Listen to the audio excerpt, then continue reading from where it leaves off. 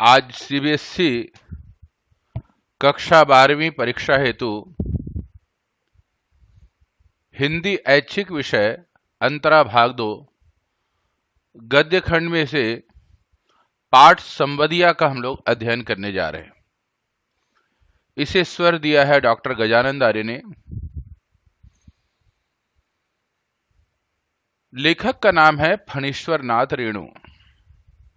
जन्म 1921, ग्राम औराही हिंगना, जिला पूर्णिया, बिहार प्रदेश।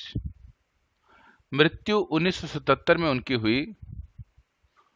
लेखन कार्य और स्वाधीनता आंदोलन में भाग लिया। उनकी रचनाएं मैला आंचल बड़ा प्रसिद्ध है, जो उपन्यास है। परती परिकथा, ये भी उपन्यास है। ठुमरी, अग्निखोर, तीसरी कसम, ये कहानियां हैं। इसके अलावा अन्य रचनाओं को भी आप इकट्ठा कर सकते हैं, जान सकते हैं। उनकी जो लेखन विधाएं थी उनमें उपन्यास, कहानी और निबंध था। उनकी लेखन विशेषताओं में सामाजिक यथार्थ, समाज में जो कुछ जैसा व्याप्त है और उसकी सत्यता को उजागर करना, मानवीय संवेदना, एक मनुष्य के मन में अंतर्द्वंद होता है, परेशानी होती है, उसको वर्णन करना, साथ में ही ग्रामीण समाज की परेशानियां और ग्रामीण समाज के जो भी व्यवहार, बातचीत शैली है, उसको अपने लेखों में वो उजागर करते हैं। जब आप उनके लिखे हुए कहानी या उपन्यास को पढ़ेंगे तो बड़े मुहावरेदार हैं। उनकी कहानियों में आंचलिक शब्दावली, आंचलिक का मतलब जिस क्षेत्र की कहानी है उस क्षेत्र की शब्द, जो प्रयोग में आने वाली शब्दावलियां हैं, उसका वो प्रयोग करते हैं। सजीव चित्रण, जब वो उसको लिखते हैं तो ऐसा लगता है कि सामने में प्रत्यक्ष रूप में यहां नजर आ रहा है। उसमें मार्मिकता होती है। कहानियों में, लेखन में गति, लय, प्रवाह, तीनों चीजों की सामंजस्यता नजर आएगी। गति का मतलब यह एक सरस गति होती है। लय का मतलब यह है अत्यंत कठोर शब्द इत्यादि नहीं होते, पर आपको अगले बात को जानने की मन की तमन्ना होगी, और एक ऐसा सरल शब्दों का प्रवाह है जैसे झरने की तरह। इस पाठ का अध्ययन करने से पहले कुछ पात्र परिचय है।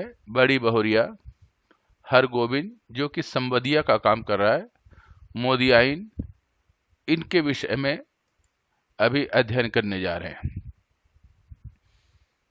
फणीश्वर नाथ रेणु, लेखक। एनसीईआरटी की पुस्तक में आप उनका चित्र देख रहे हैं। फणीश्वर नाथ रेणु का जन्म बिहार के पूर्णिया जिले के औराही हिंगना नामक गांव में हुआ था। उन्होंने 1942 ईस्वी के भारत छोड़ो स्वाधीनता आंदोलन में भाग लिया। नेपाल के राणाशाही विरोधी आंदोलन में भी उन्होंने सक्रिय भूमिका निभाई। वे इस राजनीति में प्रगतिशील विचारधारा के समर्थक थे। प्रगतिशील विचारधारा का मतलब होता है ऐसी राजनीति जो समाज और देश को उन्नति के शिखर पर ले चले, ऐसी विचारधाराओं का वो समर्थन करते थे। 1953 ईस्वी में साहित्य सृजन के क्षेत्र में आए। साहित्य सृजन का मतलब यह है लेखन कार्य, साहित्य बनाना, कहानी, उपन्यास लिखना। उन्होंने कहानी, उपन्यास और निबंध आदि विविध साहित्यिक विधाओं का लेखन किया। विधा का मतलब होता है लिखने के अलग अलग तरीके, जिसमें कहानी को अलग तरीके से लिखा जाता है, उपन्यास के लिखने की शैली अलग है, निबंध को लिखने की शैली अलग है, इसीलिए लेखन विधा कहा है। रेणु हिंदी के आंचलिक कथाकार हैं। आंचलिक का मतलब क्षेत्र विशेष का कथाओं को वो लिखते हैं, इसीलिए आंचलिक कहा जाता है। उन्होंने अंचल विशेष को अपनी रचनाओं का आधार बनाकर आंचलिक शब्दावली और मुहावरों का सहारा लेते हुए वहां के जीवन और वातावरण का चित्रण किया है। जिस क्षेत्र का वो वर्णन करते हैं वहां के जीवन शैली का भी वो इसमें उल्लेख करते हैं। अपनी गहरी मानवीय संवेदना के कारण वे अभावग्रस्त जनता की बेबसी और पीड़ा स्वयं भोगते से लगते हैं। जब उनके लेखन को पढ़ो तो मन की जो मनुष्य के अंदर वेदना है, दुख है, दर्द है, उसकी परेशानी, ऐसा लगता है कि ये स्वयं भोग रखे हैं और उन्होंने कलम से उतार दिया हो, मतलब इतने गहराई से लिखते हैं। इस संवेदनशीलता के साथ उनका यह विश्वास भी जुड़ा हुआ है कि आज के त्रस्त मनुष्य के भीतर जीवन दशा को बदलने की अकूत ताकत छिपी हुई है। यद्यपि वो मानते हैं कि संवेदना बहुत ज्यादा है, त्रस्त माने दुखी मनुष्य यद्यपि अपने जीवन शैली से दुखी है, लेकिन वो ये मानते हैं उसके जीवन शैली को अकूत ताकत, मतलब बहुत ज्यादा ताकत है कि उसको बदला जा सकता है। वो इस पर विश्वास रखते हैं। उनके प्रसिद्ध कहानी संग्रह हैं ठुमरी, अगिनखोर, आदिम रात्रि का महक, तीसरी कसम उर्फ मारे गए गुलफाम। कहानी पर फिल्म भी बन चुकी है। ये जो कहानियां हैं इस पर फिल्म भी बन चुका है। मैला आंचल और परती परिकथा उनके उल्लेखनीय उपन्यास हैं। उल्लेखनीय का मतलब जिन्हें पहले नंबर पर रखा जा सकता है। फणीश्वर नाथ रेणु स्वतंत्र भारत के प्रख्यात कथाकार हैं। प्रख्यात का मतलब प्रसिद्ध। रेणु ने अपनी रचनाओं के द्वारा प्रेमचंद के विरासत को नई पहचान और भंगिमा प्रदान की। भंगिमा का मतलब होता है एक सुंदर हाव भाव। इनकी कला सजग आंखें, गहरी मानवीय संवेदना और बदलते सामाजिक यथार्थ की पकड़ अपनी अलग पहचान रखते हैं। रेणु ने मैला आंचल, परती कथा जैसे अनेक महत्वपूर्ण उपन्यासों के साथ अपने शिल्प और आस्वाद में भिन्न हिंदी कथा नई परंपरा को जन्म दिया। शिल्प का मतलब होता है कहानी को रचने की एक तरीका है। आस्वाद का मतलब जब आप उसे पढ़ेंगे तो आपके मन में एक सुंदर सा भाव उत्पन्न होगा, क्षेत्रीयता के बारे में जानकारी भी होगी और जो पठन आनंद होगा उसे आस्वाद कहते हैं। आधुनिकतावादी, फैशन से दूर ग्रामीण समाज रेणु की कलम से इतना रससिक्त, प्राणवान और नया आयाम ग्रहण कर सका है कि नगर एवं ग्राम के विवादों से अलग उनकी एक नई सांस्कृतिक गरिमा प्राप्त हुई है। उनकी लेखन की सबसे बड़ी खूबी है रससिक्त। जैसे मनुष्य भोजन करता है तो भिन्न भिन्न प्रकार के रसों का आस्वादन करता है, खट्टा, मीठा, तिक्त इत्यादि। ऐसे ही जब आप कविताओं को, पठन को, लेखन को पढ़ेंगे तो आपके मन में भिन्न भिन्न प्रकार के रसों की उत्पत्ति होती है। प्राणवान, प्राणवान का मतलब यह है उनकी शब्द रचना में इतनी शक्ति है कि ऐसा लगता है कि यह घटना सचमुच अभी घटी है, उसको जिसको लेखक ने देखा है। नया आयाम, नया आयाम से तात्पर्य यह है एक नया विधि, नई लिखने की शैली है जो कि क्षेत्रीय सांस्कृतिक गरिमा को दिखाता है, वहां की संस्कृति को दिखाता है। रेणु की कहानी में आंचलिक शब्दों के प्रयोग से लोक जीवन के मार्मिक स्थलों की पहचान हुई है। जिस क्षेत्र का वो वर्णन करते हैं वहां के लोगों की जीवन शैली को वो गहराई से लिखते हैं और वहां के हर क्षेत्र को, हर छोटी सी छोटी बात को उन्होंने पकड़ा है। उनकी भाषा संवेदनशील, संप्रेषणीय एवं भाव प्रधान है। जो वो लिखते हैं उस लेखन की जो भाषा है संवेदनशील, उसमें संवेदना, दुख, दर्द, कष्ट, सुख, दुख, इस सारे का अनुभूति शब्दों से स्पष्ट नजर आता है। संप्रेषणीय, वो जिस भाव को उसमें भेजना चाहते हैं शब्दों के माध्यम से हमारे पाठक तक, सुनने श्रोता तक वो वास्तव में पहुंचता है। इसीलिए कहा संप्रेषणीय, भाव प्रधान, कोई ना कोई उसमें सुंदर सा भाव छिपा रहता है। मर्मांतक पीड़ा और भावनाओं के द्वंद्व को उभारने में लेखक की भाषा अंतर्मन को छू लेती है। मर्मांतक पीड़ा अर्थात जब इतनी समाज में व्याप्त दुख को, परिवार में व्याप्त दुख को इतने सुंदर तरीके से वर्णन करते हैं कि ऐसा लगता है कि जो पढ़ने वाला या सुनने वाला उस पीड़ा को स्वयं अनुभव कर सकता है और उनकी भावनाओं को समझ सकता है। आज का जो पाठ है उसका नाम है संवदिया। इस कहानी में मानवीय संवेदना की गहन और विलक्षण पहचान हुई है। एक मन के अंदर, एक स्त्री के अंदर मन में जो भावनाएं निहित हो रही हैं, उसके कष्ट, दुख, सुख, उस सारे का सारा जो है अच्छी तरीके से पहचान हुई है पढ़ने पे। असहाय और सहनशील नारी, नारी के अंदर दो गुण बताया उन्होंने। असहाय है लेकिन उसके अंदर एक सहनशीलता भरी हुई है। नारी मन के कोमल तंतु की, कोमल विचारधाराओं की, उसके दुख और करुणा की, पीड़ा तथा यातना की ऐसी सूक्ष्म पकड़ रेणु जैसे आत्मा के शिल्पी द्वारा संभव है। शिल्पी वैसे तो कहते हैं किसी भी चीज को बनाने वाला, उसको शिल्पकार कहते हैं, लेकिन यहां पर लेखक साहित्य के शिल्पी हैं। एक एक शब्दों को जोड़ करके इतना सुंदर कथा का निर्माण करते हैं, इसीलिए उनको आत्मा के शिल्पी कहा है। हरगोबिंद संवदिया की तरह अपने अंचल के दुखी, विपन्न, बेसहारा, बड़ी बहोरिया जैसे पात्रों का संवाद लेकर रेणु पाठकों के सम्मुख उपस्थित होते हैं। रेणु ने बड़ी बहुरिया की पीड़ा को, उसके भीतर के हाहाकार को संवदिया के माध्यम से अपनी पूरी सहानुभूति प्रदान की है। अर्थात लेखक ने बड़ी बहुरिया के दर्द को पूरी तरह अपने शब्दों से सामने में, पाठक के सामने में प्रस्तुत किया है। लोक भाषा की नींव पर खड़ी संवदिया कहानी पहाड़ी झरने की तरह गतिमान है। ऐसा लगता है जैसे पहाड़ से निकलने वाले झरना अपने शांत प्रवाह से प्रवाहित होते हुए मधुर कलकल की नदी साथ में गतिमान, वो अपने बहती चली जाती है जब तक से उसका इष्ट समुद्र न मिल जाए। इसी प्रकार से लेखक जब कहानी लिखते हैं तो उनके शब्दों में ऐसी खूबी, ऐसी गति आपको नजर आएगी। इसीलिए लिखते हैं गति, लय, प्रवाह।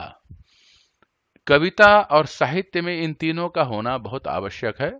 गति का मतलब यह है सरसता, और अगला शब्द को पढ़ने के मन में तमन्ना। लय, जहां पर जितनी आवश्यकता उतना ही प्रयोग करना। प्रवाह, आपको बार बार आगे जानने की मन में तमन्ना बनी रहना। संवाद, बातचीत। और संगीत, पढ़ने वाले के रोम रोम को झंकृत होने लगता है। इस प्रकार ये लेखक की सबसे बड़ी खूबी है। अब हम पाठ संवदिया को पढ़ने जा रहे हैं। संवदिया, जो संवाद को दूसरों तक की पहुंचाता है, उसे संवदिया कहते हैं। प्राचीन काल की परंपरा में या तो कबूतर ले जाया करते थे या कोई ऐसा व्यक्ति विशेष होता था जो किसी व्यक्ति के खबर को उसी भाव, उसी भाषा में दूसरी जगह जहां भेजा जाना है उस खबर को पहुंचाता था। तो गांव के स्तर पर इसे संवदिया है। यह देश विदेश में भी होता है। एक देश का संवाद को दूसरे देश में पहुंचाने वाला राजनयिक व्यक्ति भी होता है, जिसे हम राजदूत कहते हैं।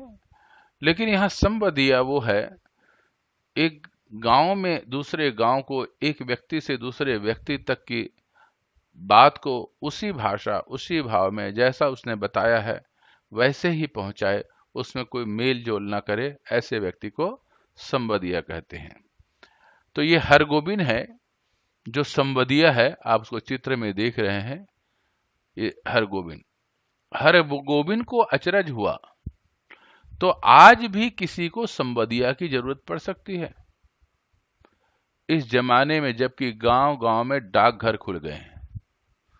संवदिया के मार्फत, मार्फत का मतलब के माध्यम से, उर्दू का शब्द है, संवाद क्यों भेजेगा कोई? आज तो आदमी घर बैठे ही लंका तक खबर भेज सकता है। लंका से मतलब यहां पर है दूर से दूर तक, वहां कुशल संवाद मंगा सकता है वहां का। फिर उसकी बुलाहट क्यों हुई? जब हरगोविंद को गांव के बड़ी बहुरिया ने बुलवाया हवेली में, तो उसके मन में भिन्न भिन्न प्रकार की शंकाएं उत्पन्न हो रही हैं, और हरगोविंद मन में सोच रहा है कि आजकल का जमाना बदल चुका है, डाकघर खुल गए हैं, लोग चिट्ठी से अपनी बातों को लिखते हैं और वहां से चिट्ठी आती है जवाब में, जो उन तक पहुंच जाती है। फिर भी अगर कोई बुलाया है तो कोई खास बात है। हरगोविंद बड़ी हवेली की टूटी ड्योढ़ी पार करके अंदर गया। बड़ी हवेली, आज उसमें कुछ ना कुछ कमी है, तो लिख रहे हैं टूटी हुई ड्योढ़ी। ड्योढ़ी का मतलब आंगन। सदा की भांति उसने वातावरण को सूंघ कर संवाद का अंदाज लगा लिया। यहां पर हरगोविंद की विशेषता बतला रहे हैं, वो गहरी से गहरी बात को भी इशारों से समझ लेता था, क्योंकि ऐसा व्यक्ति संवदिया बन सकता है जो भाषा के भाव, उसकी शैली, उसकी गति को पहचानते हैं, वैसा ही उसे अगले तक की पहुंचा सके। निश्चय ही कोई गुप्त समाचार लेना है, चांद सूरज को भी ना मालूम हो, परेवा पंछी तक को ना चले। परेवा कबूतर को कहते हैं। पुराने जमाने में कबूतर के पैरों पर चिट्ठी बांध देते थे या उसके गले पर, और जहां भी उसको भेजा जाता था उस सही समय पर बड़ी तीव्र गति से उड़ते हुए आकाश मार्ग से पहुंच जाता था। लेकिन आज अगर जब बुलाया गया है, तो इनका मतलब यह है कि ऐसी कोई गुप्त बात होगी जो पंछी तक न पता चले और किसी व्यक्ति विशेष को भी पता ना चले। तो लेखक ने थोड़ी सी बातचीत को और भी सुंदर करने के लिए चांद सूरज को भी ना मालूम हो, मतलब किसी को मालूम ना चले। पांव लगी बड़ी बहुरिया। बड़ी हवेली की बड़ी बहुरिया ने गोविंद को पीढ़ी दी। पीढ़ी का मतलब बैठने का आसन, जो पुराने जमाने में बनता था लकड़ी का, आज भी पीढ़े का प्रयोग होता है। उस पीढ़ी को, उसको पीढ़ी दी, छोटी को पीढ़ी कहते हैं। आंख के इशारे से कुछ देर चुपचाप बैठने को कहा। बड़ी हवेली अब नाम मात्र की ही बड़ी हवेली है, जहां दिन रात नौकर नौकरानियों को और जन मजदूरों की भीड़ लगी रहती थी, वहां आज हवेली की बड़ी बहुरिया अपने हाथ में सूपा से अनाज लेकर फटक रही है। सूपा, सूप जिसे अनाज साफ करने का गांव की परंपरा में सूप होता है, जिसे अनाज साफ करते हैं, एक पात्र है जो प्रायः बांस की बनी हुई होती है। उसको फटक रही है, मतलब साफ कर रही है। जिसके यहाँ नौकर चाकर इतने थे, आज इतनी गरीबी आ गई है, हवेली में रहने वाली बड़ी बहुरिया आज अपने हाथों से अनाज साफ कर रही है। इन हाथों में सिर्फ मेहंदी लगाकर ही गांव की नाइन परिवार पालती थी। कहां गए वे दिन? हरगोविंद ने लंबी सांस ली। आज हरगोविंद याद कर रहा है कि इनके घर में इतनी संपन्नता थी, आज ये स्थिति है कि स्वयं अपने आप को पालने के लिए अपने ही आप परिश्रम करना पड़ रहा है। बड़े भैया के मरने के बाद ही जैसे सब खेल खत्म हो गया, अर्थात जो हवेली का जो बड़ा व्यक्ति था घर भाइयों में, और जो बड़ी बहुरिया के पति, उनके मृत्यु के बाद सब खेल खत्म हो गया। तीनों भाइयों ने आपस में लड़ाई झगड़ा शुरू कर दिया। रैयतों ने, रैयत का मतलब प्रजा, प्रजाओं ने जमीन पर, रैयतों ने जमीन पर दावे करके दखल किया। फिर तीनों भाई गांव छोड़कर शहर में जा बसे। रह गई बड़ी बहुरिया, कहाँ जाती बेचारी। भगवान भले आदमी को ही कष्ट देते हैं, नहीं तो 1 घंटे के बीमारी में बड़े भैया क्यों मरते। ये उसके मन में प्रश्न हो रहा है और वहां की घटनाओं का भी वर्णन हो रहा है। बड़ी बहुरिया के देह से जेवर खींच छीन कर बंटवारे की लीला हुई थी। हरगोविंद ने देखी है अपनी आंखों से द्रौपदी चीरहरण लीला। बनारसी साड़ी को 3 टुकड़े करके बंटवारा किया था निर्दय भाइयों ने, बेचारी बड़ी बहुरिया।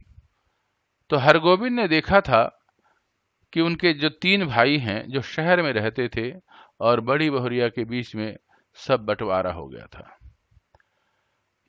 और यहां पर द्रौपदी चीरहरण से मतलब यह है साड़ी के भी 3 टुकड़े कर लिए गए थे ताकि बराबर हिस्से में बट जाए। गांव की मोदियाइन बूढ़ी न जाने कब से आंगन में बैठकर बड़बड़ा रही थी। आज ये स्थिति हो रही है उन्हीं के आंगन में, हवेली में। मोदियाइन एक गांव की बुढ़िया है जो तेल बेचने का काम करती है और दूसरों को वो उधार भी देती थी, उधार का काम करती थी। उधार का सौदा खाने में बड़ा मीठा लगता है, बड़बड़ा रही है। आज ये स्थिति हो गई है हवेली में, जो दूसरों को उधार देते थे, नौकर रखते थे, वो दूसरों से उधार लेकर के घर चला रहे हैं। दाम देते समय मोदियाइन की बात कड़वी लगती है। मैं आज दाम लेकर ही उठूंगी। बड़ी बहुरिया ने कोई जवाब नहीं दिया। ये बड़ी बहुरिया का चित्र है, सिर झुका करके बैठी हुई है, क्योंकि घर की स्थिति और तात्कालिक परिस्थितियां बहुत बुरी हैं। हरगोविंद ने फिर लंबी सांस ली।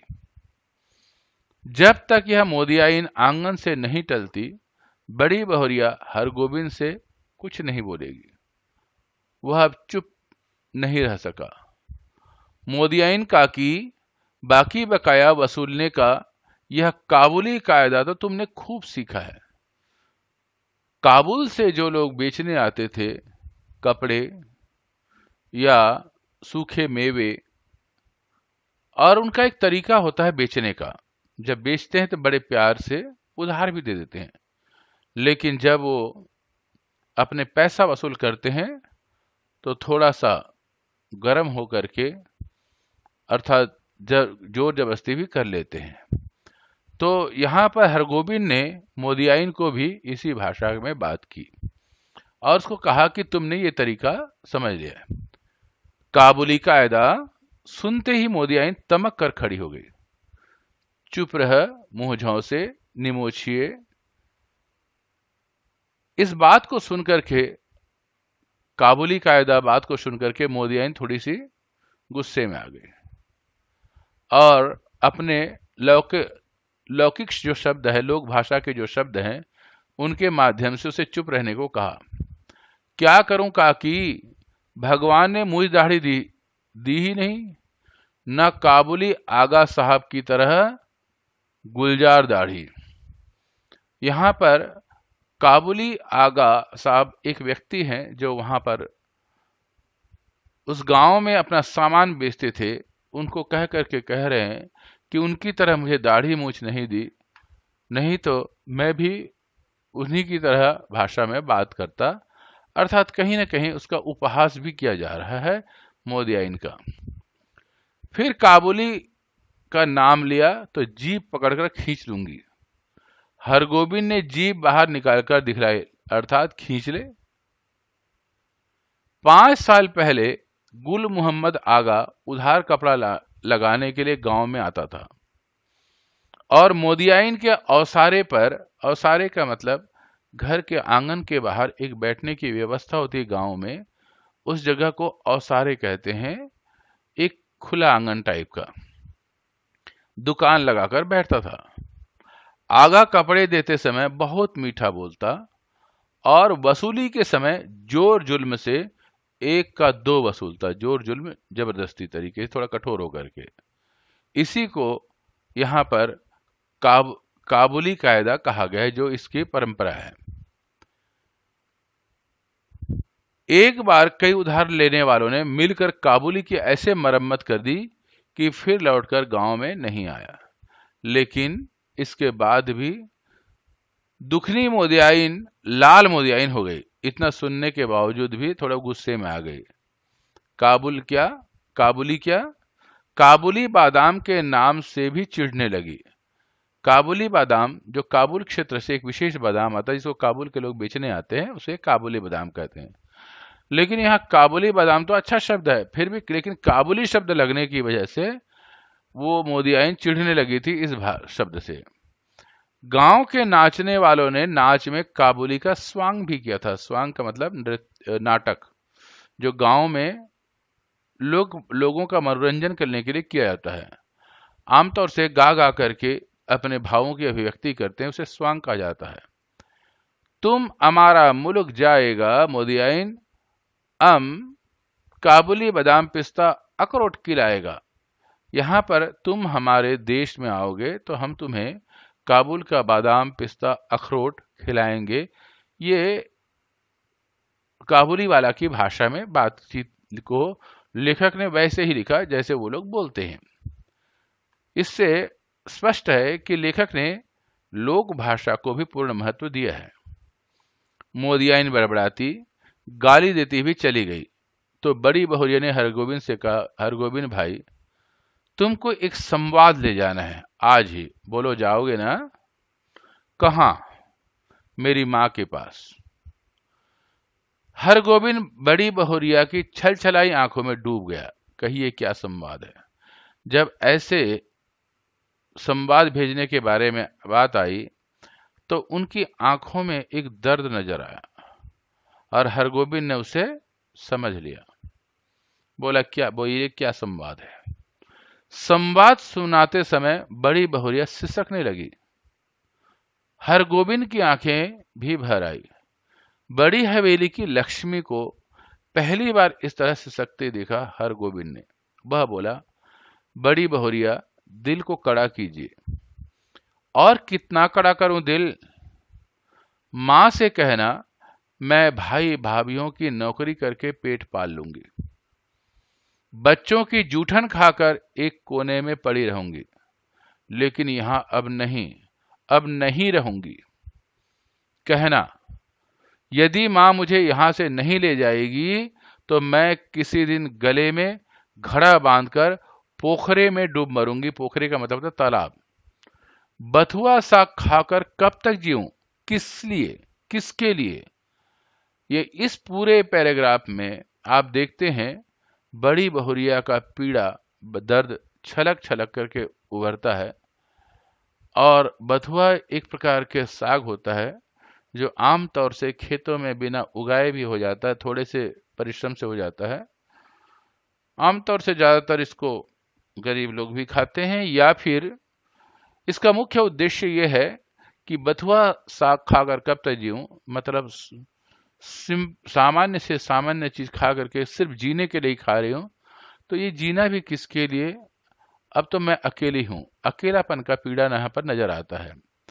इससे ये भी बताना चाहता है कि गांव छोड़ करके लोग शहर की ओर पलायन कर रहे हैं और गांव में जो अकेलेपन की पीड़ा है, उस पीड़ा को लेखक ने इस कहानी के माध्यम से वर्णन करने का प्रयास किया है।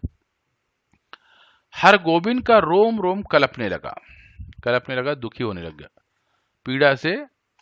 देवर देवरानियां भी कितने बेदर्द हैं। ठीक अगहनी धान के समय बाल बच्चों को शहर से ले आएंगे। 10-15 दिनों में कर्ज उधार की ढेरी लगाकर वापस जाते समय 2-2 मन के हिसाब से चावल चूड़ा ले जाएंगे। फिर आम के मौसम में आकर हाजिर, कच्चा पक्का आम तोड़कर बोरियों में बंद करके चले जाएंगे। फिर उलटकर कभी नहीं देखते। राक्षस हैं सब। यहां पर हरगोविंद इन सब बातों को समझ रहा है और वो कह रही है कि आजकल के लोगों में जो शहर में रह रहे हैं, गांव में आकर के भी अपना खेती का बंटवारा को आधे में दे देते हैं। जब अगहन के महीने में धान पक जाता है तो वो अपना हिस्सा लेने के लिए आ जाते हैं गांव के आम के बगीचे से अब आते हैं और आम अपने हिस्से का तोड़ करके ले जाते हैं। यहाँ पर यह है कि शहर से लोग गांव में कम आते हैं तो स्वार्थ से आते हैं। इस बात को लेखक ने इस पैराग्राफ में खुले तरीके से वर्णन किया है।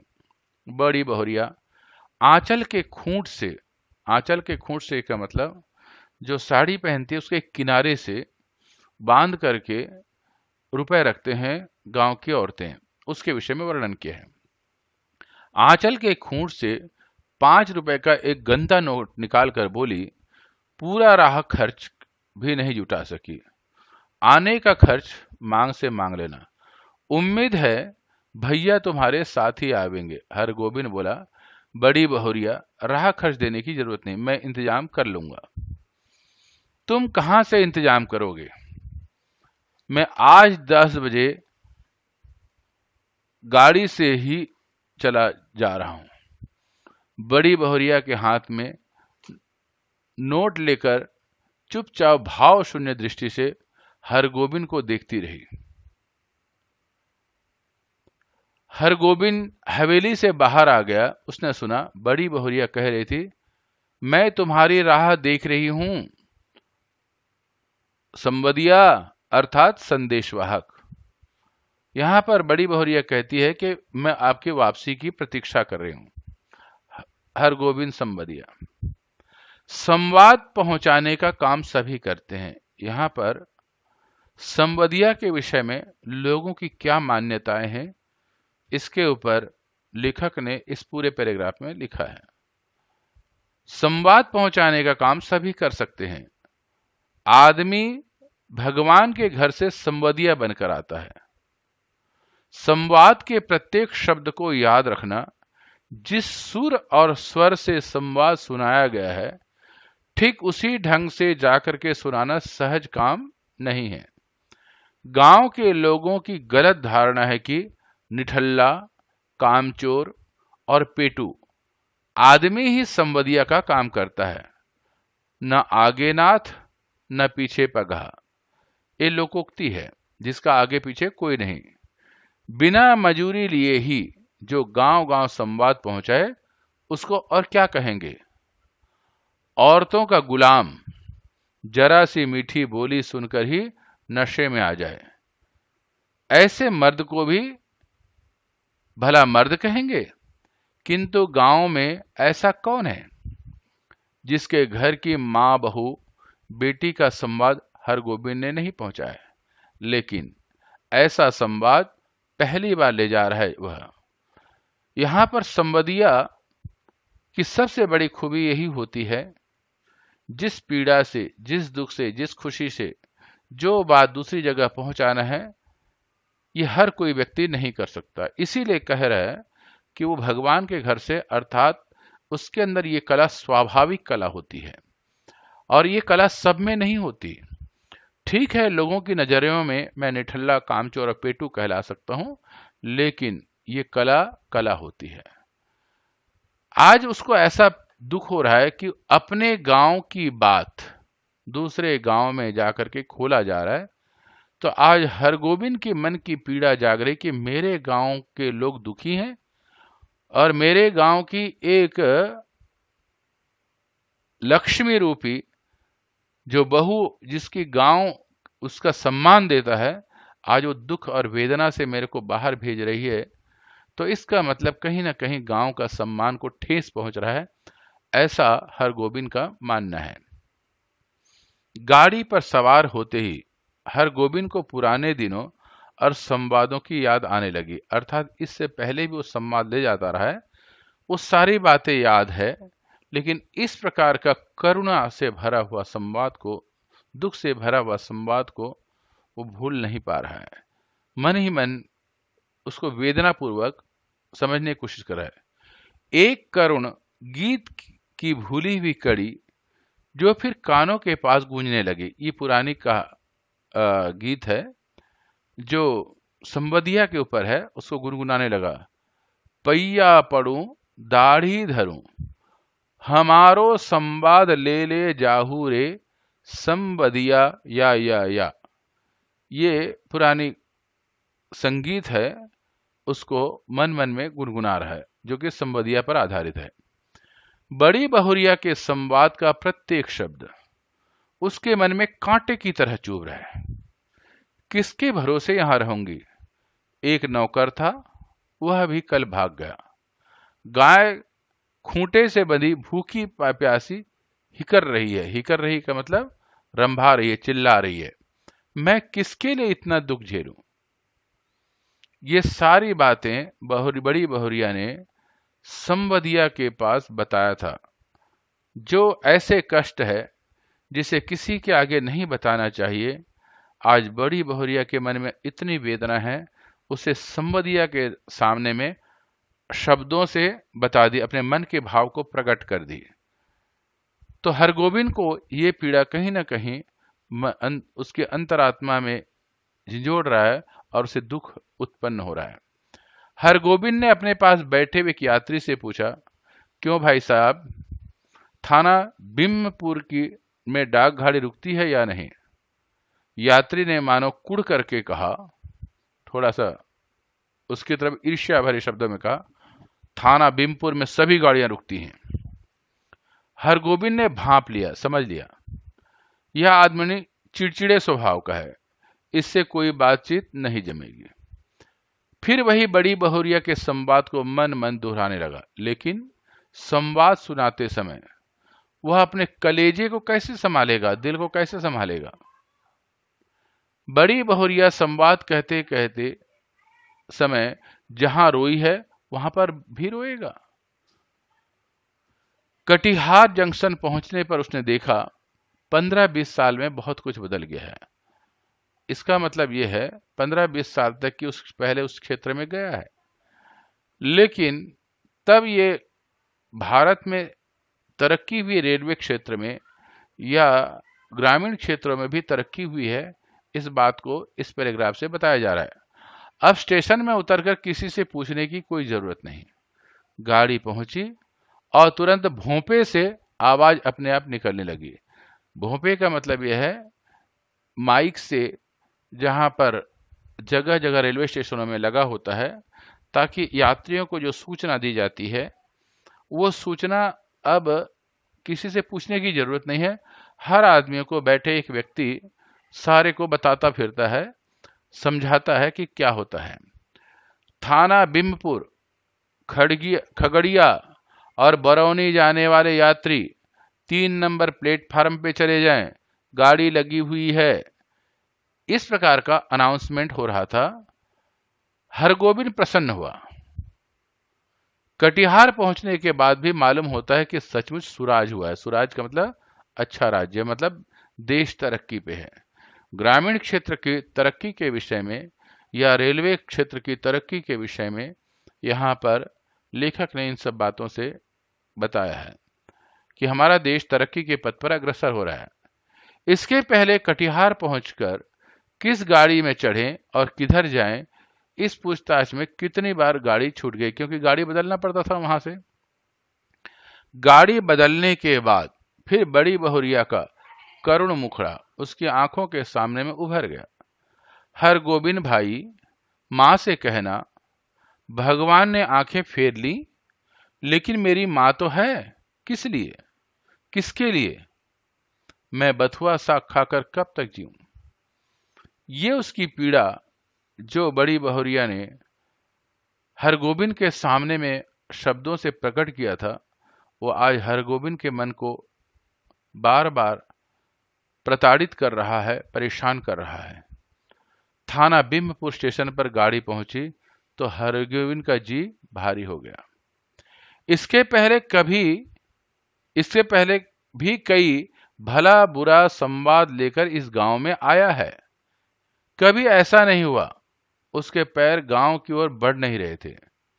इस पगडंडी से बड़ी बहुरिया अपने मैके लौट जावेगी, गांव छोड़कर चली जावेगी, फिर यह कभी नहीं आएगी। पगडंडी कहते हैं गांव को जाने के लिए छोटा सकरा रास्ता होता है, उसे पगडंडी कहते हैं। शहर की तरह पक्का रास्ता नहीं होता, कच्चा रास्ता होता है और पतला होता है। आज उसे पीड़ा हो रही है कि एक गांव में जो बहू बन करके आई थी वो अपनी माँ के घर वापस ले जा चली जाएगी। और यह गांव की पीड़ा के विषय में है। यह हरगोविंद बार बार उसके मन में हो रही है। अनिच्छा पूर्वक हरगोविंद ने गांव में प्रवेश किया। उसके मन में खुशी नहीं थी, इसीलिए अनिच्छा पूर्वक, उसको इच्छा नहीं थी अंदर जाने की, क्योंकि उसको ऐसे बात बताने की इच्छा नहीं थी, इसीलिए कहा अनिच्छा, इच्छा रहित। हरगोविंद को देखते ही गांव के लोगों ने पहचान लिया, क्योंकि पहले भी आया है। जलालगढ़ गांव का संवादिया आया है, न जाने क्या संवाद लेकर के आया है। राम राम भाई, कहो कुशल समाचार ठीक है ना? राम राम भैया जी, भगवान की दया से आनंदी है। आनंदी का मतलब सब ठीक ठाक है। उधर पानी बूंदी पड़ा है। लोगों ने पूछा क्या वहां पर पानी पड़ा हो, बूंद बांद पड़ा हो, बरसात हुई है क्या, ये जानकारी लेते हैं। किसान आदमी पानी के विषय में ज्यादा पहले पूछता है। बड़ी बहुरिया के बड़े भाई ने तो हरगोविंद को नहीं पहचाना, क्योंकि 15 साल के बाद आ रहा है। हरगोविंद ने अपना परिचय दिया तो उन्होंने सबसे पहले बहन का समाचार पूछा, दीदी कैसी हैं? भगवान की दया से सब राजी खुशी हैं। मुंह धोने के बाद हरगोविंद की बुलाहट आंगन में हुई। बुलावट का मतलब बुलाया गया। हरगोविंद कांपने लगा, उसका कलेजा धड़कने लगा। ऐसा तो कभी नहीं हुआ। बड़ी बहुरिया की छलछलाई हुई आंखें, सिसकियों से भरा हुआ संवाद। उसने बड़ी बहुरिया को बूढ़ी माँ के को पांव लागी की, पांव लागी का मतलब होता है पैर छू के प्रणाम किया। बूढ़ी माता ने पूछा, कहो बेटा क्या समाचार है? आप यहां देखते हैं बड़ी बूढ़ी माँ, ये हरगोविंद है, और ये बड़ी बूढ़ी माँ की बहू है। उसका चित्र आप ये देखते हैं।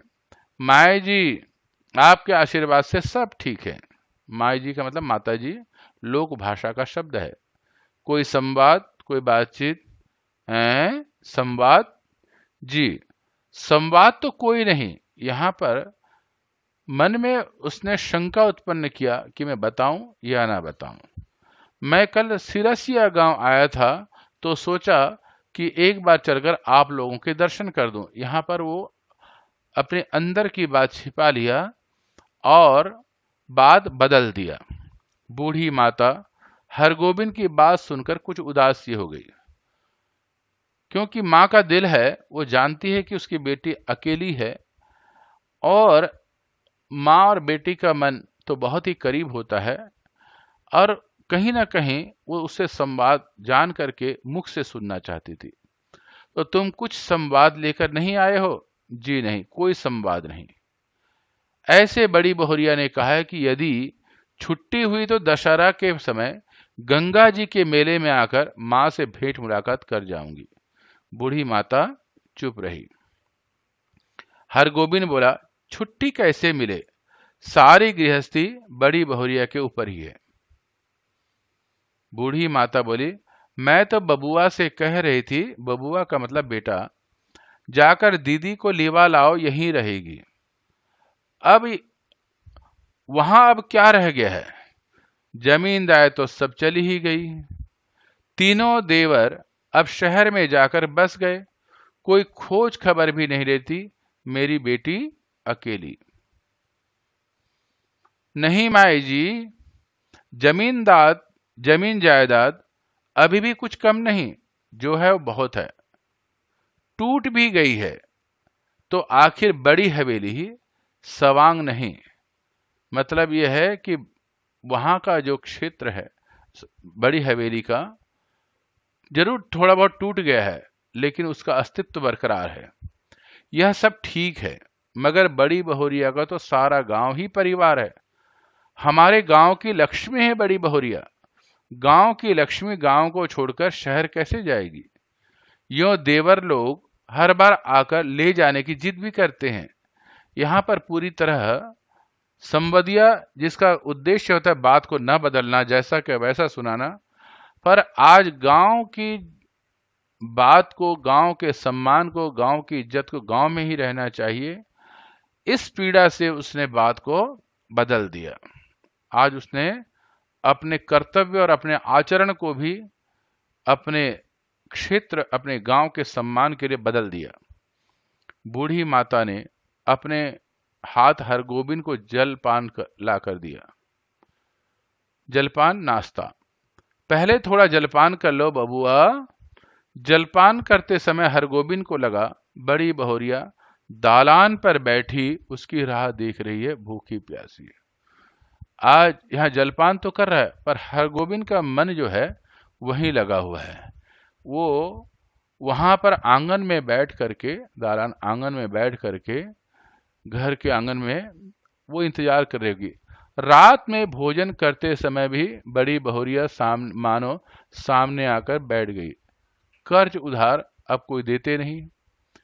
एक पेट तो कुत्ता भी पालता है, लेकिन मैं मां से कहना। हरगोविंद ने थाली की ओर देखा। दाल भात, 3 किस्म की भाजी, भाजी का मतलब यह सब्जियां, घी, पापड़, अचार। बड़ी बहुरिया बथुआ का साग उबाल कर खा रही होगी। यहाँ दोनों में फर्क बता रहा है और पीड़ा को भी झलका रहा है कि उसके घर में अच्छी व्यवस्था है, लेकिन आज उसके पति के मरने के बाद, देवरों के शहर पलायन के पश्चात घर की स्थिति बदल गई है, खेतों की स्थिति बदल गई है, समाज की परिस्थितियां बदल गई हैं। बूढ़ी माता ने कहा, क्यों बबुआ, खाते क्यों नहीं? माए जी, पेट भर जलपान जो कर लिया है, भोजन के समय में बात बदलता है। अरे जवान आदमी तो 5 बार जलपान करके भी एक थाल भात खाता है। मां का मातृत्व है। हरगोविंद ने कुछ नहीं खाया, खाया ही नहीं गया। संवदिया डट कर खाता है और अफर कर सोता है, खूब खाता है और फिर फैल करके सोता है। किंतु हरगोविंद को नींद नहीं आ रही है। यह उसने क्या किया, क्या कर दिया? वह किस लिए आया था? वह झूठ क्यों बोला? नहीं नहीं, सुबह उठते ही बड़ी बूढ़ी माता को, बड़ी बहुरिया को सही संवाद सुना देगा, अक्षर अक्षर। माए जी, आपकी इकलौती बेटी बहुत कष्ट में है। आज ही किसी को भेजकर बुलवा लीजिए, नहीं तो वह सचमुच कुछ कर बैठेगी। आखिर किसके लिए वह इतना सहेगी? बड़ी बहुरिया ने कहा, भाभी के बच्चों का जूठन खाकर वह एक कोने में पड़ी रहेगी। ये सारी बातें उसके मन में चल रही है। उसके मन में अंतर्द्वंद्व चल रहा है कि बताऊं या ना बताऊं। एक बार कहता है पूरी बात बता दूंगा, दूसरी तरफ गांव की पीड़ा भी समझ में उसे आ रही है, बड़ी बहुरिया की पीड़ा भी समझ में आ रही है। रात भर गोविंद को नींद नहीं आई, जबकि फ्री मूड से सोते हैं, आराम सोते हैं। आज उसे नींद नहीं आ रही क्योंकि मन में चिंता है। आंखों के सामने बड़ी बहुरिया बैठी रही, सिसकती, आंसू पोंछती हुई। सुबह उठकर उसने दिल को कड़ा किया। वह संवदिया है, उसका काम सही सही संवाद पहुंचाना। वह बड़ी बहुरिया को संवाद सुनाने के लिए बूढ़ी माता के पास जा बैठा। बूढ़ी माता ने पूछा, क्या है बबुआ, कुछ कहोगे? माए जी, मुझे इस गाड़ी से वापस जाना होगा, कई दिन हो गए। अरे इतनी जल्दी क्या है, एक आध दिन रह करके मेहमानी भी कर लो। मेहमानी का मतलब अतिथि की तरह रहो। नहीं माए जी, इस बार आज्ञा दीजिए।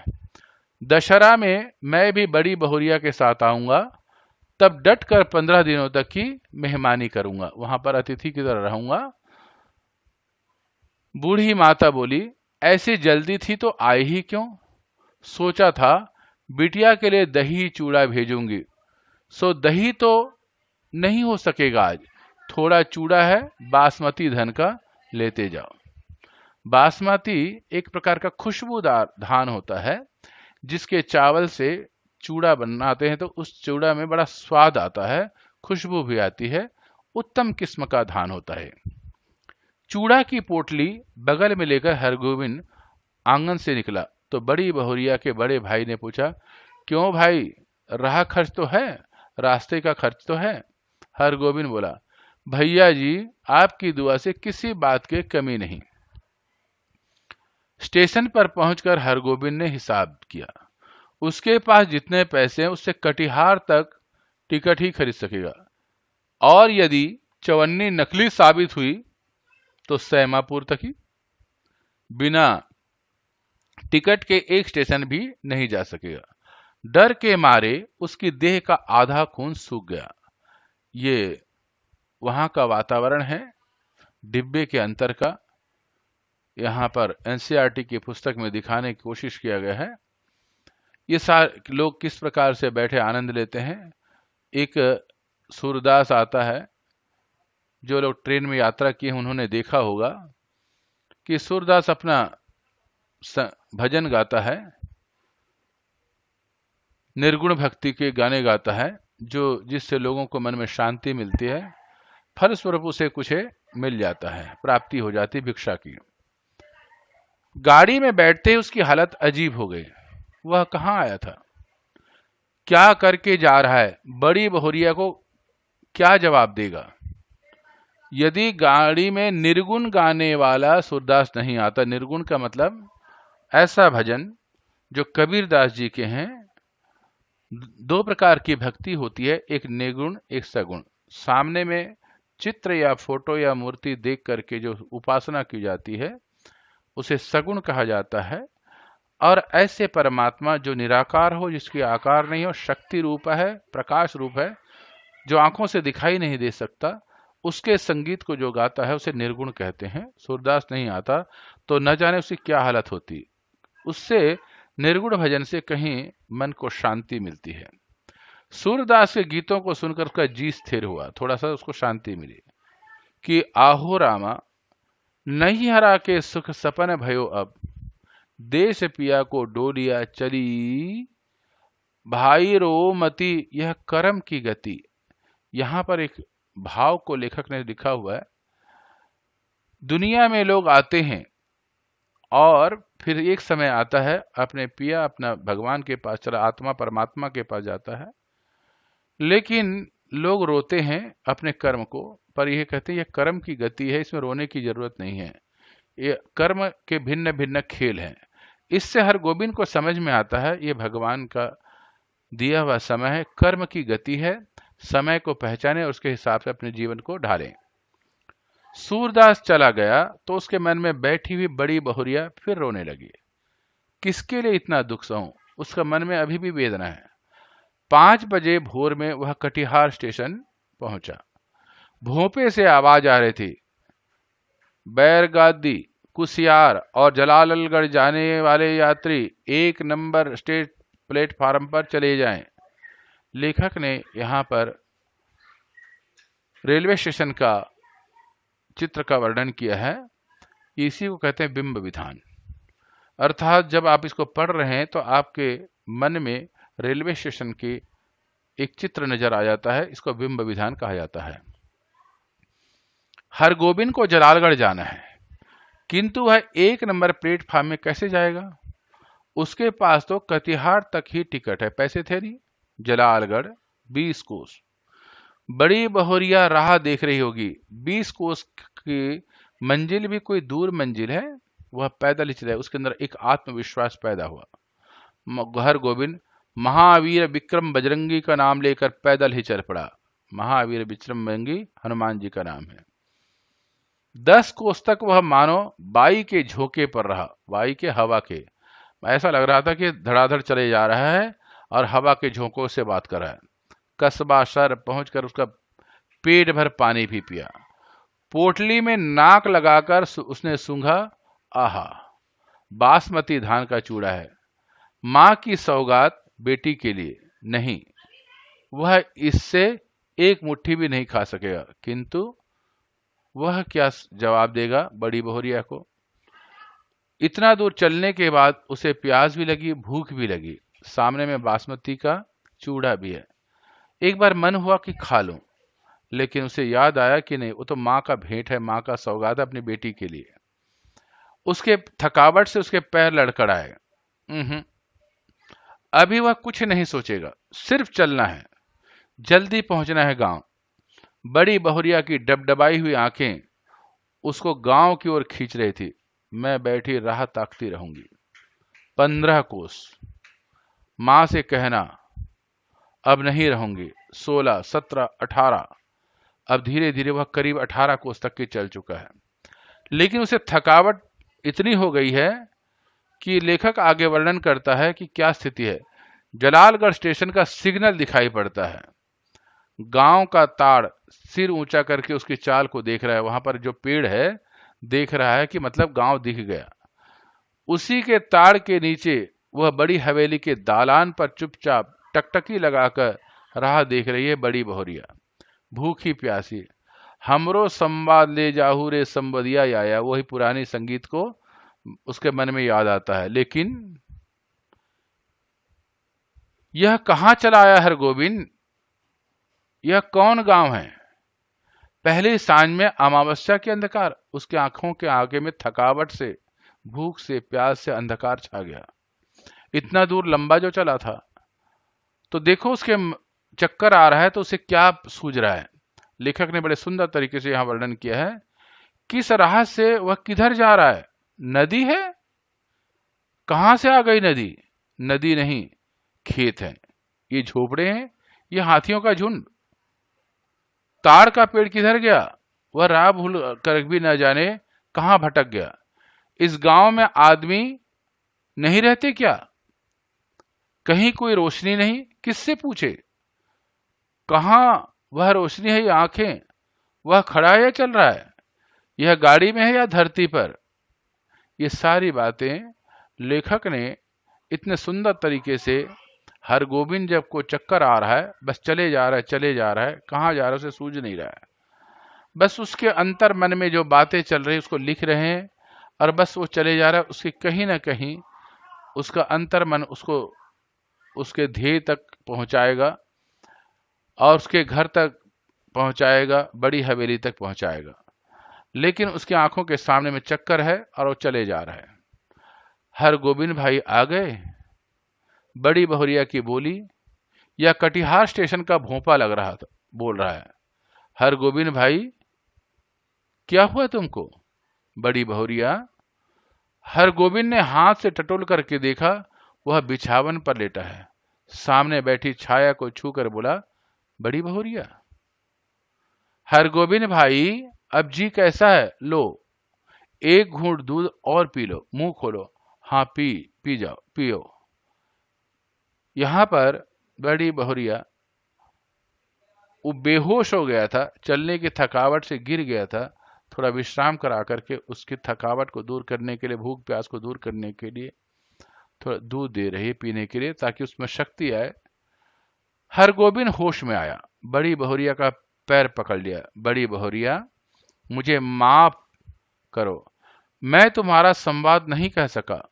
तुम गांव छोड़कर मत जाओ, तुमको कोई कष्ट नहीं होने दूंगा। मैं तुम्हारा बेटा। बड़ी बहुरिया, तुम मेरी मां, सारे गांव की मां हो। मैं अब निठल्ला नहीं बैठा रहूंगा, तुम्हारा सब काम करूंगा। बोलो बड़ी मां, तुम गांव छोड़कर चली जाओ। तुम गांव छोड़कर चली तो नहीं जाओगी? बोलो। बड़ी बहुरिया गरम दूध में एक मुट्ठी बासमती चूड़ा डालकर मसकने लगी, अर्थात मसलने लगी, ताकि दूध से वह भीग जाए। संवाद भेजने के बाद से ही वह अपनी गलती पर पछता रही थी। आज बड़ी बहुरिया को भी आभास हो रहा था, मैं गांव से विदा होकर के आई हूं, और विदा होने के पश्चात यह गांव मेरा है। भेज तो दी, लेकिन जब हरगोविंद ने उसे मातृत्व और बेटे का साथ दिया, मां कहा, तो उसे अपना कष्ट सारा भूल गई वो। क्योंकि एक मां को कोई एक सहारा चाहिए था, वो सहारा मिल गया, और इधर से गांव का सम्मान भी बाकी रहा। अगर आपको कोई शब्द कठिन लगे तो यहां पर शब्दार्थ से देख सकते हैं। परेवा, सूपा, छाय, शुभ, रैयत, प्रजा, हिकर, बेचैन होकर पुकारना, अपर्णा, ये सारे कठिन शब्द को आप यहां से देख सकते हैं। अब हम पाठ्य पुस्तक के प्रश्नोत्तर पर चर्चा करने जा रहे हैं। तो पाठ्य पुस्तक के प्रश्नोत्तर पर चर्चा करेंगे। आप लोगों ने पाठ को अच्छी तरह समझने का कोशिश किया है। अगर आपको यह पाठ समझ में आ गया हो तो सबसे पहले इसको लाइक करें। यहाँ पर एक लाइक बटन होगा, साथ में यहाँ सब्सक्राइब बटन है, इसे सब्सक्राइब करें। इससे आपको अगला पाठ प्राप्त हो जाएगा। ठीक सब्सक्राइब बटन के ऊपर में एक छोटा सा एरो की होगा जिसे डिस्क्राइब बटन कहते हैं। उसको क्लिक करेंगे तो नीचे में अन्य पाठों के लिंक दिए हुए हैं, उससे आपको जो पाठ पढ़ना है उसको पढ़ सकते हैं, समझ सकते हैं। और साथ में मेरा ईमेल आईडी भी है, मेरा ईमेल में अपना कोई संदेश देना चाहते हैं तो दीजिए और उसका उत्तर मैं अवश्य दूंगा। हम सब मिल करके इस पाठ को जन जन तक पहुंचाना, हर विद्यार्थी तक पहुंचाना है, ताकि सारे को आसानी से यह पाठ समझ में आए और इस कहानी में जो गंभीरता है उसको समझने में आसान होगा। आओ मिल करके इस पाठ्य पुस्तक के प्रश्नोत्तर पर चिंतन करते हैं।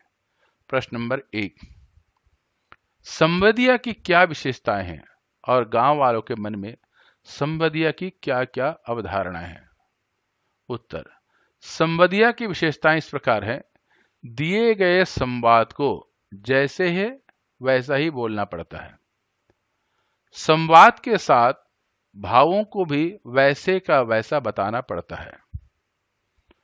संवाद को समय पर पहुंचाना एक संवदिया की विशेषता होती है।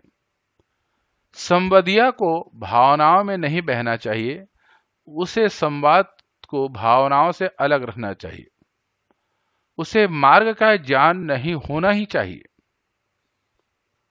अर्थात जहां जा रहा है उस रास्ता का उसको पता होना चाहिए। संवाद को पहुंचाने में गोपनीयता बहुत आवश्यक है। गांव वालों के मन में अवधारणा है कि संवदिया एक कामचोर, निठल्ला तथा पेटू आदमी होता है। जिसके पास कोई काम नहीं होता वह संवदिया बन जाता है। प्रश्न 2, बड़ी हवेली से बुलावा आने पर हरगोविंद के मन में किस प्रकार की आशंका हुई? उत्तर, बड़ी हवेली से जब हरगोविंद को बुलावा आया तो उसके मन में आशंका हुई कि अवश्य कोई गुप्त संदेश ले जाना है। इस संदेश की खबर चांद, सूरज, पेड़ों तथा पक्षियों को भी पता नहीं चलना चाहिए। बड़ी बहुरिया अपने मायके संदेश क्यों भेजना चाहती है? बड़ी बहुरिया के लिए मायके ही वह स्थान रह गया था जहां वह आश्रय की उम्मीद पा सकती थी। अतः वह अपने घर वालों को अपनी दशा बताने के लिए यह संदेश भेजना चाहती थी। उसका संदेश सुनकर वह चाहती थी कि मायके वाले उसे लेने आ जाए। प्रश्न 4, हरगोविंद बड़ी हवेली में पहुंचकर अतीत की किन स्मृतियों में खो जाता है? उत्तर, हरगोविंद ने जब बड़ी हवेली में कदम रखा तो उसे बीते समय में हवेली के ठाट बाट की याद आती है। बड़े भैया के रहते हुए इस हवेली की शान ही अलग थी। घर में नौकर नौकरानियों, लोगों तथा मजदूरों की भीड़ हर समय लगा रहता था। बड़ी बहुरिया मेहंदी लगे हाथों से कई नाइन परिवार की जिम्मेदारियां उठाया करती थी। अब वह दिन नहीं है। हवेली नाम की बड़ी हवेली रह गई है। यहाँ की बड़ी बहुरिया की हालत अब नौकरानियों से कम नहीं है। प्रश्न 5, संवाद कहते वक्त बड़ी बहुरिया की आंखें क्यों छलछलाई? उत्तर, संवाद कहते वक्त बड़ी बहुरिया का दुख आंखों के जरिए बाहर आ रहा था। संवदिया के आगे उन्हें अपनी दशा व्यक्त करनी पड़ी। अभी तक उन्होंने अपनी दशा को सबसे छुपाया था, लेकिन अब संवदिया उनकी दशा को जानता था। अपनी करुण दशा का वर्णन करते हुए उसकी आंखें छलछलाई। प्रश्न 6, गाड़ी पर सवार होने के बाद संवदिया के मन में कांटे के चुभन का अनुभव क्यों हो रहा था? उससे छुटकारा पाने के लिए उसने क्या सोचा? उत्तर, गाड़ी पर सवार होकर उसे बड़ी बहुरिया का एक एक वचन कांटे के समान चुभ रहा था। आज तक वह जितने भी संवाद लेकर गया था वे ऐसे नहीं थे। इसमें एक बेचारी बेटी अपनी मां की सहायता के लिए पुकार रही थी। उसकी मार्मिक दशा का वर्णन उसके एक एक वचन से होता है। उसके वचन संवदिया को दुखी कर रहे थे। उसने उनसे छुटकारा पाने के लिए पुराने संदेशों को याद करने लगा। साथ ही उसने एक पुराना संवदिया गीत भी याद किया। प्रश्न 7, बड़ी बहुरिया का संवाद हरगोविंद को क्यों नहीं सुना सका? उत्तर, बड़ी बहुरिया उस गांव की लक्ष्मी थी। अब अपने गांव की लक्ष्मी की दशा दूसरे गांव में जाकर सुनाना उसे अपमान लगा। उसे यह सोचकर बहुत शर्म आई कि उसके गांव की लक्ष्मी इतने कष्ट झेल रही है और गांव अब तक कुछ नहीं कर पाया। उसके रहते हुए उसके गांव की लक्ष्मी किसी और गांव से सहायता मांगे, यह तो गांव वालों के लिए डूब मरने वाली जैसी बात है। अतः वह बड़ी बहुरिया का संवाद नहीं सुना सका। संवदिया। प्रश्न 8, संवदिया डट कर खाता है और अफर कर सोता है, इससे क्या भाव है, क्या आशय है? उत्तर, इसका अर्थ है कि संवदिया जिनका संवाद लेकर के जाता है और जिसको संवाद देता है उस घर में बहुत आवभगत होती है। अतः वह घरों में मजे से खाता है और यात्रा की थकान उतारने के लिए आराम से सोता है। यही उसका काम है। संवदिया होने के नाते अपनी आवभगत करवाना और विश्राम करना उसका अधिकार है। प्रश्न 9, जलालगढ़ पहुंचने के बाद बड़ी बहुरिया के सामने हरगोविंद ने क्या संकल्प लिया? उत्तर, जलालगढ़ पहुंचने के बाद बड़ी बहुरिया के सामने हरगोविंद ने संकल्प लिया कि वह अब निठल्ला नहीं बैठेगा। बड़ी बहुरिया के लिए हर काम एक बेटे के समान करेगा। वह मां के समान उसकी देखभाल करेगा, उसके सारे कष्टों से दूर रखेगा। प्रश्न,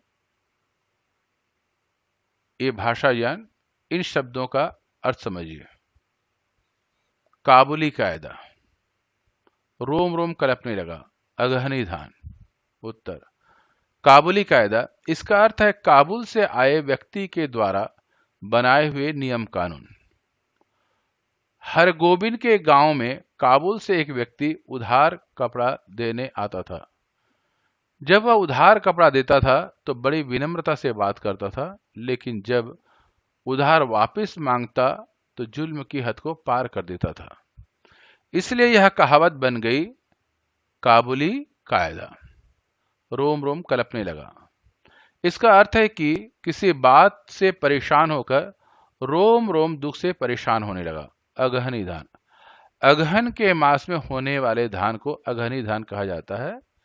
इस समय में धान पक जाता है और पक करके पूरे फसल तैयार हो जाता है। यह दिसंबर के आसपास का समय माना जाता है। पाठ से प्रश्नवाचक वाक्यों को छांटिए और संदर्भ के साथ उसकी टिप्पणी लिखिए। पहला प्रश्नवाचक शब्द है, फिर उसकी बुलावट क्यों हुई? यह वाक्य प्रश्नवाचक वाक्य है। हरगोविंद की बड़ी हवेली से बुलावा आया था। इस बुलावे पर वह हैरान था। समय बदल गया था। अब संवदिया की आवश्यकता किसी को नहीं थी, क्योंकि डाकघर खुल गए थे। ऐसे में उसे बड़ी हवेली से संवाद भेजने के लिए बुलाया गया। अतः इस विषय में सोचने लगा। सोचते सोचते उसके मन में यह प्रश्न उठा, कहां गए वे दिन? यह वाक्य प्रश्नवाचक वाक्य है। इसमें हरगोविंद बड़ी हवेली की दशा को देखता है और सोचता है, एक समय ऐसा था जब बड़ी हवेली सच में अपने नाम के अनुरूप थी। बड़े भैया के समय में बड़ी हवेली की रौनक देखने योग्य थी। यह हवेली नौकर नौकरानी से भरे पड़े थे। बड़ी बहुरिया रानी की तरह राज किया करती थी। अब ऐसे दिन नहीं रहे। वह स्वयं को एक नौकरी के समान जीवन व्यतीत कर रही थी। तब अनायास उसके मुंह से यह वाक्य निकल पड़ता है, और कितना कड़ा करूं दिल, और कितना कड़ा करूं दिल। यह वाक्य भी प्रश्न को दर्शाता है। बड़ी बहुरिया अपनी दशा का पर यह प्रश्न कर बैठती है, खाने के लिए भोजन नहीं, और फिर भी यह आशा करना कि सब ठीक हो जाएंगे। बड़ी बहुरिया जब परिस्थिति से तंग आ जाती है, तब हरगोविंद संबदिया को बुलाती है। हरगोविंद द्वारा बड़ी बहुरिया से पूछा जाता है कि क्या संदेश भेजना है।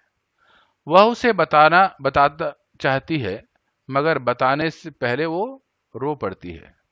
ऐसे में बड़ी बहुरिया को समझाने के लिए हरगोविंद कहता है कि दिल कड़ा करो। उसके इस कथन पर बड़ी बहुरिया बोल पड़ती है, और कितना कड़ा करूं दिल, बथुआ सा खा खाकर कब तक जीऊं, बथुआ सा खाकर कब तक जीऊं।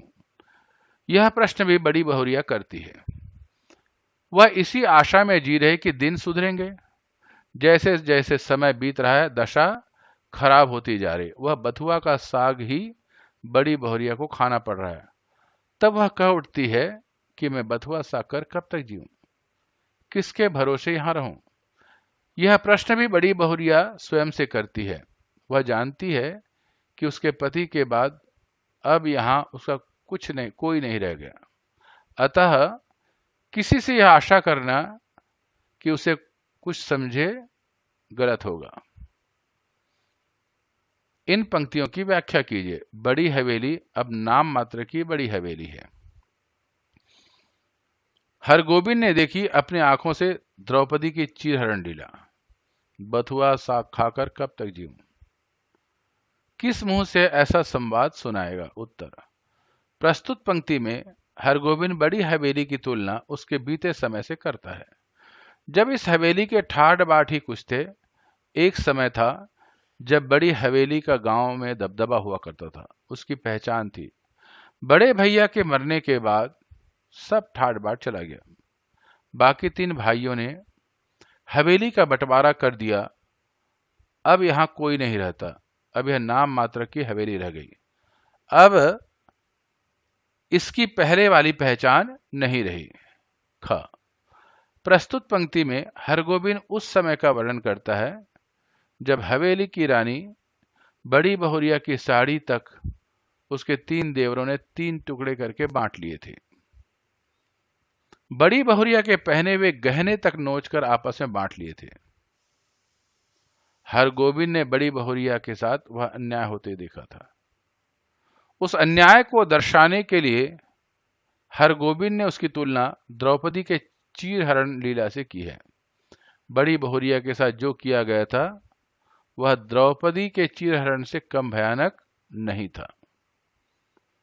ग, यह पंक्ति बड़ी बहुरिया तब कहती है जब वह अपनी मां को हरगोविंद के माध्यम से अपनी व्यथा सुनाने के लिए भेजती है। वह अपनी माली स्थिति से परेशान है। घर में खाने के लिए कुछ नहीं है, जो खाती है उधार की खाती है। बथुआ ऐसी हरी सब्जी होता है जो खेतों तथा खाली स्थानों में यूं ही उग जाया करती थी। बड़ी बहुरिया उसे खाकर ही जीवन व्यतीत करती है। अपनी मां को अपने बुरे हाल दर्शाने के लिए वह कहती है कि बथुआ साग खाकर कब तक जीऊं, अर्थात अब स्थिति यही है कि मेरे पास खाने के लिए यह बथुआ साग ही बचा है, अभावग्रस्त है। घ, यह पंक्ति हरगोविंद अपने मन में सोचता है उसने बड़ी बहुरिया के वे दिन भी देखे थे जब वह हाथों में मेहंदी लगाए हुए कई लोगों के घर चलाया करती थी। उस बड़ी बहुरिया के पति के मरते ही ऐसी गति हुई कि सब देखते रह गए। देवरों ने सब हड़प लिया। अब उस बड़ी बहुरिया की दशा बहुत ही खराब है। उसके दर्द भरे संवाद को सुनकर हरगोविंद कष्ट में था। उसे समझ नहीं आ रहा था कि बड़ी बहुरिया की मां को ऐसा संवाद कैसे सुनाएगा। उसकी मां को यह सुनकर बड़ा दुख होगा कि जहां बेटी को रानी बनाकर भेजा वहां उसे एक समय का भोजन नहीं मिल पा रहा है। यह सोचकर हरगोविंद दुविधा में पड़ गया। मुझे लगता है सभी को के लिए मैंने यह प्रश्नोत्तर ठीक तरीके से वर्णन करने का प्रयास किया है। और भी कोई शंका हो तो आप मुझे ईमेल में लिखें। अगर आपको पसंद आया तो लाइक बटन दबाएं और यहाँ सब्सक्राइब बटन दबाएं। साथ ही अपने कुछ मित्रों को भेजें। हम सब मिलकर के हिंदी साहित्य का प्रचार और प्रसार कर रहे हैं। साथ में इस पाठ को समझने के लिए सभी अपने एक मित्र को या कुछ मित्रों को अवश्य भेजें ताकि उनकी भी सहायता हो। हमारा कर्तव्य है स्वयं समझें और दूसरों को समझाने के लिए सहायता करें। इस उद्देश्य से सभी को भेजें। अगर कोई भी बात आपको लिखनी है तो इस यहाँ पर सब्सक्राइब बटन के ऊपर एक छोटा सा एरो की है जिसे डिस्क्रिप्शन बटन कहते हैं, इसको दबाएं और वहां पर और भी लिंक है। जो पाठ आप पढ़ना चाहते हैं उससे आप समझें। और कोई भी पाठ समझ में ना आए तो मुझे मेल में लिखें। इसी के साथ सबको नमस्ते। मां सरस्वती का आशीर्वाद हम सब पर बना रहे, आप पर कृपा बनी रहे और मिलकर के हम हिंदी साहित्य का प्रचार और प्रसार करें। इन्हीं शब्दों के साथ फिर सबको नमस्ते। और अगले पाठ के चिंतन के लिए हम अब इसको बंद कर रहे हैं। अगला पाठ अगर आप जानना चाहते हैं, समझना चाहते हैं तो सब्सक्राइब बटन दबाएं और दूसरे पाठ का लिंक ढूंढना चाहते हैं तो यहाँ डिस्क्रिप्शन एरो की को दबाएं और नीचे लिखा हुआ आपको मिल जाएगा। इन्हीं शब्दों के साथ सबको फिर से नमस्ते।